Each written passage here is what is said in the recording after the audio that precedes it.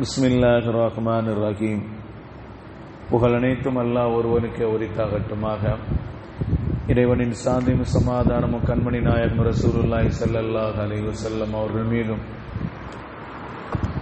அன்னாரை பின்பற்றி வாழ்ந்த சத்திய சஹாபாக்கள், தாபீன்கள், தபா தாபீன்கள், வலிமார்கள், நாதாக்கள், சுஹதாக்கள், நம்மவர்கள், நம் குடும்பத்தினர்கள் அனைவர்கள் மீதும் என்றென்றும் குன்றாமல் குறையாமல் நின்று நிலவட்டுமாக. ஆமீன்.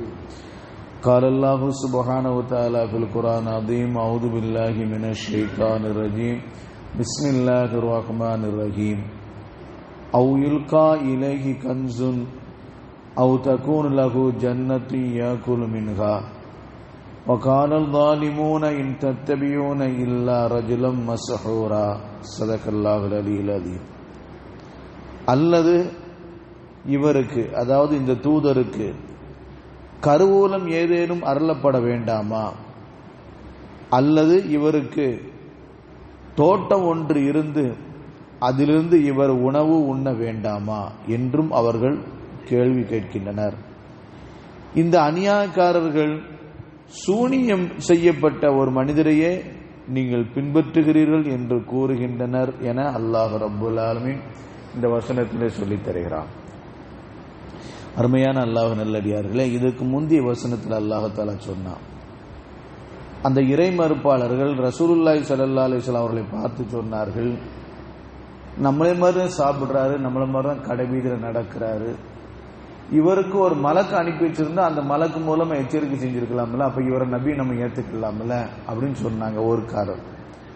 ரெண்டாவது, இந்த ஆயத்தில் அல்லாஹ்தாலா அவர் சொல்றதை சொல்லித்தாரான், அல்லது அவர்கிட்ட ஒரு பொக்கிஷம் கிடைச்சிருக்கணும், அவர்கிட்ட என்ன செஞ்சிருக்கணும், ஒரு கருவூலம் இருந்திருக்கணும், அல்லது சொந்தமா தோட்டம் துறவு இருக்கணும், அதுல இருந்து அவர் சாப்பிட்டுக்கணும். அப்படிப்பட்ட ஒரு மனிதரா இருந்தா நாங்க ஈமான் கொண்டிருப்போம்ல அப்படின்னு சொல்றாங்க.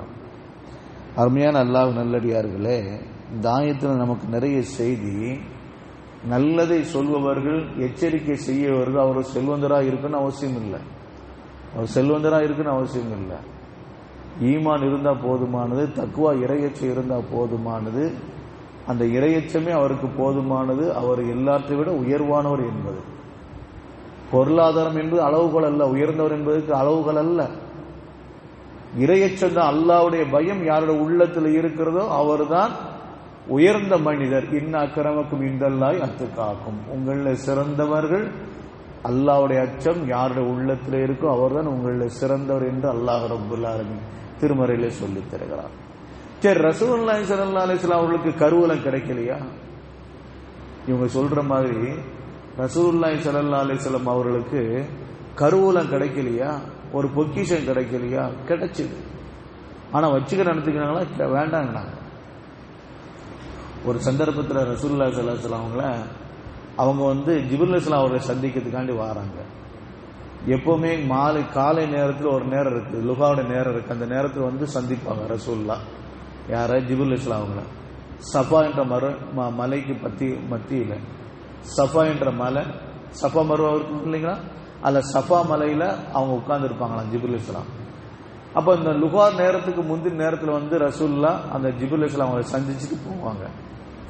ஒரு நாள் வரதுக்கு ரொம்ப தாமதமாச்சு. உட்கார்ந்து பார்க்கறோம், இன்னும் ரசூலுல்லாஹ் வரலையே. கிளம்புற நேரத்தில் வந்தாங்க ரசூலுல்லாஹி ஸல்லல்லாஹு அலைஹி வஸல்லம். என்ன யார ரசூலுல்லாஹ் இந்த நேரத்தில் வந்திருக்கிறீங்க, ரொம்ப தாமதமா வந்திருக்கிறீங்க அப்படின்னு ஜிப்ரீல் அலைஹிஸ்ஸலாம் கேட்கிறாங்க. கண்மணி முத்து முகமது ஸல்லல்லாஹு அலைஹி வஸல்லம் சொல்றாங்க, ஏதாவது சாப்பிடலான்னு பார்த்தேன், வீட்டில் சாப்பாட்டுக்கு ஒண்ணுமே இல்லை, 2-3 நாள் ஆச்சு சாப்பிட்டு, சரி ஒண்ணு இல்லை, அங்கெங்க ஏதாச்சும் ஒரு தடவி பார்த்தேன், கொஞ்சம் ஒரு தொடி கோதுமை இருந்துச்சு, அதை இடிச்சு, அதை ஜலிக்க கூட இல்லை, இடிச்சு அதை அப்படியே தண்ணி விட்டு பிசைஞ்சு ரொட்டி சுட்டு 1.5 ரொட்டி வந்துச்சு, நானும் எங்க மனைவி சாப்பிட்டுட்டு உங்களை சந்திக்க வந்தேன். ஒரு கவலைக்குரிய செய்தி தானே. ஏன்னா 2 உலகத்துடைய தலைவராக இருக்க கண்மணி முத்து முகமது ஸல்லல்லாஹு அலைஹி வஸல்லம் அவர்களுக்கு 2 நாளைக்கு பிறகு கூட சாப்பிடறதுக்கு வழி இல்லாம இருக்குது. ரொம்ப கவலை. இந்த கவலை ரசூலுல்லாஹ் ஏத்துக்கிட்டாங்க, இந்த சிரமத்தை ரசூலுல்லாஹ் ஏத்துக்கிட்டாங்க. அல்லாஹ் ஏத்துக்கிடுவானா? சொல்லுங்க, அல்லாஹ் ஏத்துக்கிடுவானா? கண்மணி முத்து முகமது ஸல்லல்லாஹு அலைஹி வஸல்லம் அவர்கள் கவலைப்படுறத ரசூல் அல்லாஹ் ஏற்றுக்க மாட்டான். உடனே ஒரு மலக்கு அனுப்பி வச்சான். அந்த மலக்கு ஜிப்ரீல் அலைஹிஸ்ஸலாத்து வஸலாம் அவர்களுக்கும் ரசூலுல்லாஹி ஸல்லல்லாஹு அலைஹி வஸல்லம் மத்தியில இறங்குறாங்க. ஆனா யாரை பார்த்து இறங்குறாங்க? ரசூல்லா பார்த்த நிலையில இறங்குறாங்க. அப்ப அந்த மலக்குக்கு பின்னால யார் உட்கார்ந்துருக்கா? ஜிப்ரீல் அலைஹிஸ்ஸலாம் உட்கார்ந்து. அப்படிதானே இருக்கும்.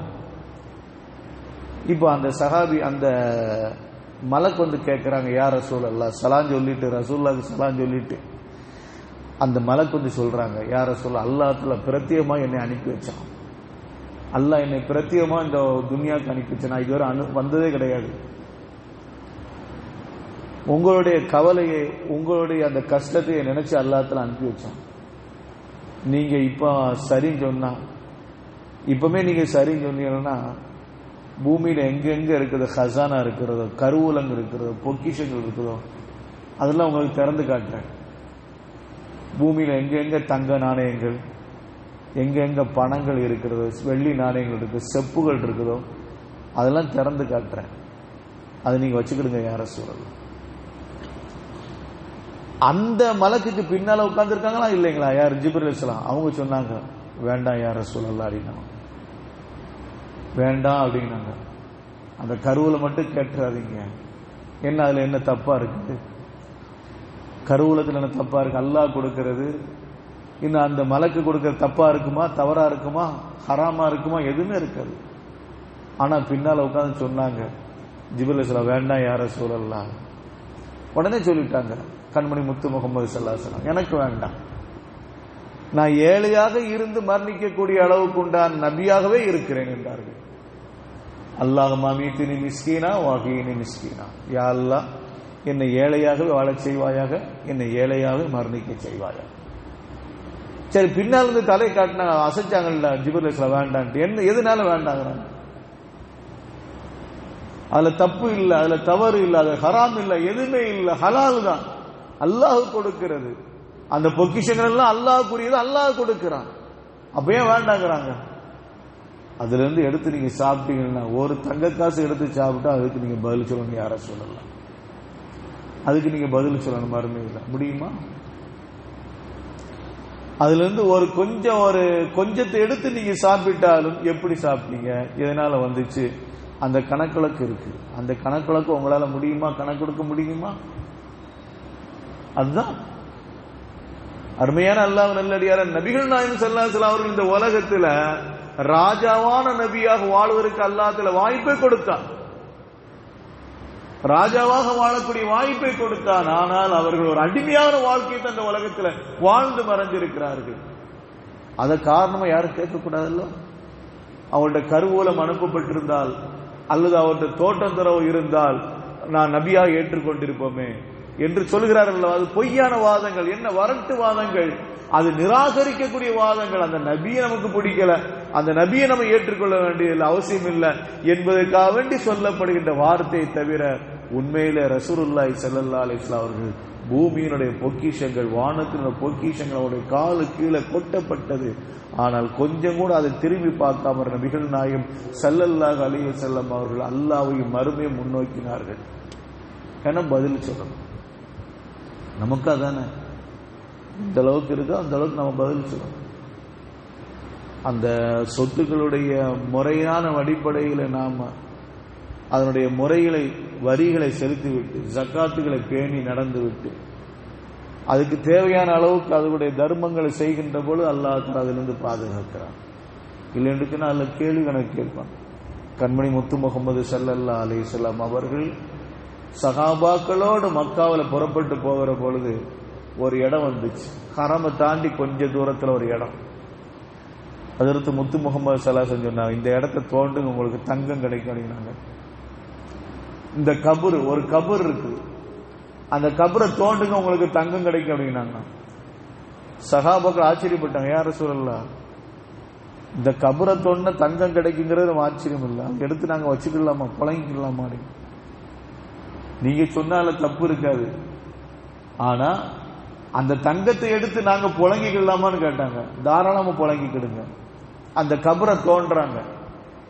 அந்த கபரை தோண்டினோன்னு அதுல தங்கங்களா இருக்கு, அதெல்லாம் சஹாபாக்கள் எடுத்துக்கொண்டார்கள். ஏன் ரசூலுல்லாஹ்க்கு தெரியாதா எடுத்து வைக்கிறதுக்கு? சொல்றதே ரசூலுல்லா தானே. இந்த கபரை தோண்டுங்க, உங்களுக்கு அல்லது அந்த கபருக்குள்ள தங்கம் கிடைக்கும் சொன்னாங்க. ஏன் அதை ரசூலுல்லாஹி ஸல்லல்லாஹு அலைஹி வஸல்லம் எடுத்து வச்சுக்க வேண்டியானே? ஏன் நான் மறுமையில ஒரு பதில் சொல்லணும். தெரிந்தவர்களுக்கு அறிந்தவர்களுக்கு அது கேள்விகள் டபுள் மடங்கா இருக்கும். மற்றவர்களை விட நபிமார்களுக்கு நான் அதிகப்படியான கேள்வி எனக்கு. அந்த நபிமார்களை ரசூலுல்லாஹ்க்கு அதிகப்படியான கேள்வி எனக்கு. ஏன்னா ரசூலுல்லாஹ் அல்லாஹ்க்கு ரொம்ப நெருங்கினவங்க. அதனால தான் கண்மணி முத்து முகமது ஸல்லல்லாஹு அலைஹி வஸல்லம் அவர்கள் செய்தியை சொன்னார்கள். காய்ச்சல் கடுமையாக இருக்கு ரசூலுல்லாஹ்க்கு. தொட்டு பார்த்தா கொதிக்குது, தொட்டு பார்த்தா கொதிக்குது. சஹாபாக்கள் சொன்னாங்க, யார ரசூலுல்லாஹ் இந்த அளவுக்கு கொதிக்குது? உங்களை விட 2 மடங்கு அதிகமாக நபிமார்களுக்கு வேதனை உண்டு. உங்களுக்கு 1 மடங்கு காய்ச்சல் சொன்னா நபிமார்களுக்கு 2 மடங்கு காய்ச்சல். காரணம் அல்லாஹ்க்கு ரொம்ப நெருக்கணும். அப்ப அதே மாதிரிதான் கேள்வி கணக்கு அதே மாதிரிதான் இருக்கும். கேள்வி கணக்கு அதே மாதிரிதானே இருக்கும். அதனாலதான் நபிகள் நாயகம் ஸல்லல்லாஹு அலைஹி வஸல்லம் அவர்கள் ஒதுங்கி கொண்டார்கள். ரசூலுக்கு இந்த உலகத்துல சொத்துக்கள் இல்லாம இல்லை, ரசூலுக்கு இந்த உலகத்துல தோட்டம் துறவுகள் இல்லாம இல்ல, இருந்தது அத்தனை அல்லாஹ்வுடைய பாதையில் அர்ப்பணித்தார்கள். காரணம் மறுமை நாள் இதை நாம் பழங்கி இருந்தா மறுமை நாள்ல நாம பதில் சொல்லணும். அந்த சொத்துகளுக்கும் அந்த வசதி வாய்ப்புகளுக்கு நம்ம பதில் சொல்லணும் சொல்லி என்று விளங்கி கொண்டார்கள். அதனால் அவர்கள் ஒதுங்கி கொண்டார்கள். சரி, இந்த இடத்துல ஒரு சின்ன ஒரு கேள்வி. நாம சொத்துக்களை சேர்க்கக்கூடாதா? நாம சொத்துக்களை சேர்க்கிறோம நம்ம பிள்ளைகளுக்கு நம்முடைய சந்ததிகளுக்கு சொத்துக்களை சேர்க்கணும் தப்பா? தப்பு இல்லை, அது தப்பு இல்லை. ஆனா என்ன, அந்த சொத்துக்குரிய அந்த வரிகை என்ற ஜக்காத்தை சரியான முறையில் நாம் நிறைவேற்றிக்கணும். அந்த சொத்துக்களுக்குரிய தான தர்மங்களை அதிகபட்சமா மேல்மிச்சமா செய்யக்கூடிய தர்மங்களை நாம் அதிகமா செஞ்சு வருகிற பொழுது அல்லாஹ் ரப்புல் ஆலமீன் இந்த சிக்கலான கேள்வியிலிருந்து நம்மை பாதுகாப்பான். அல்லாஹ் ரப்புல் ஆலமீன் நம் அனைவருக்கும் கிருபை செய்வானாக. சொத்துக்களுக்குரிய ஜக்காத்தை நியமமான முறையில் கொடுக்கக்கூடிய அளவுக்கு அல்லாஹ் தஆலா நமக்கு வசதி வாய்ப்பு ஏற்படுத்தி தந்தல் புரிவானாக. தர்மங்களும் ஏழைகளுக்கு செய்யக்கூடிய தர்மங்களை நிலையான முறையில் செய்யக்கூடிய நசீபை தந்தல் புரிவானாக. வாஹிரு தஅவானா அல்ஹம்துலில்லாஹி ரப்பில் ஆலமீன். சுப்ஹானல்லாஹி வபிஹம்திஹி சுப்ஹானக்கல்லாஹும்ம வபிஹம்திக அஷ்ஹது அல்லா இலாஹா இல்லா அன்த அஸ்தக்ஃபிருக வ அத்தூபு இலைக. சுப்ஹான ரப்பிக ரப்பில் இஸ்ஸத்தி அம்மா யசிஃபூன் வஸ்ஸலாமுன் அலல் முர்ஸலீன் வல்ஹம்துலில்லாஹி ரப்பில் ஆலமீன்.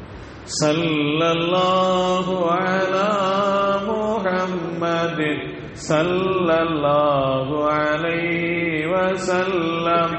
ஸல்லல்லாஹு அலா முஹம்மதின் ஸல்லல்லாஹு அலைஹி வஸல்லம். ஸல்லல்லாஹு அலா முஹம்மதின் யா ரப்பி ஸல்லி அலைஹி வஸல்லிம். அஸ்ஸலாமு அலைக்கும் வரஹ்மத்துல்லாஹி தஆலா வபரகாத்துஹு.